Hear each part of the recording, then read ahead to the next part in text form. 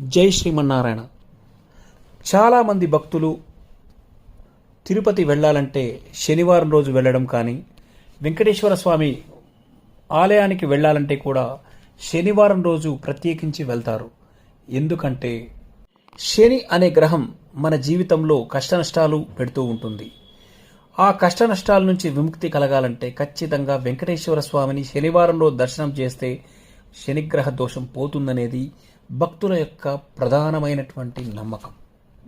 ఈ నమ్మకంతో వెంకటేశ్వర స్వామి వారికి భక్తులు ఉపవాసాలు ఉండి శనివారం రోజు తిరుపతి వెళ్ళి దర్శనం చేసుకుంటారు. వెళ్ళలేని వాళ్ళు దగ్గరలో ఉన్నటువంటి వెంకటేశ్వర స్వామి ఆలయానికి వెళ్ళి స్వామివారి దర్శనం చేసుకుంటారు. కలియుగ ప్రత్యక్ష దైవం శ్రీ వెంకటేశ్వర స్వామిని మనము కూడా శనివారం రోజు దర్శనం చేసుకొని ఆయన యొక్క అనుగ్రహానికి పాత్రులవుదాం. ఓం నమో వెంకటేశాయ.